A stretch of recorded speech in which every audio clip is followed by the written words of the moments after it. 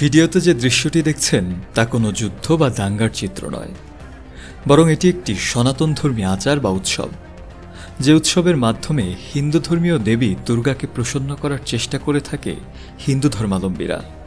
এই উৎসবটি মূলত থুটেধারা বা অগ্নিকলি নামেই বেশি পরিচিত। এটিকে অনেকেই পুজো হিসেবেও পালন করে থাকে।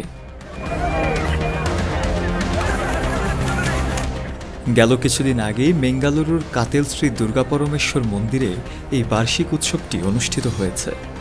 এতে দেখা যায় বেশ কিছু লোক জ্বলন্ত আগুনের মশাল নিয়ে মেতে উঠেছে এক ভয়াবহ খেলায়। 1, 2, 3 ঢাকায় জমি জিতে নিন 100% ক্যাশব্যাক সহ 20 কোটি টাকার পুরস্কার। আগুনের ফুলকি ছিটে পড়ছে তাদের গায়ে, কিন্তু তবুও সেদিকে কোনো ভ্রুক্ষেপ নেই কারো। এমনকি যারা আগুন খেলায় ব্যস্ত, তাদের চোখের জন্য ছিল না কোনো বিশেষ নিরাপত্তা। যে কোনো সময় আগুন ঢুকে যেতে পারে চোখের ভেতর, এটা জেনেও নির্বিঘ্নে খেলা চালিয়ে যায় তারা।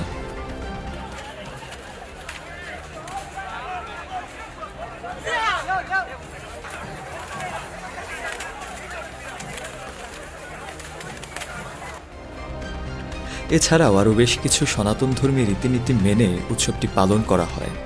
সেখানে অংশগ্রহণ করে দেশ বিদেশ থেকে আসা অনেক পর্যটক এবং হিন্দু ধর্মাবলম্বীরা।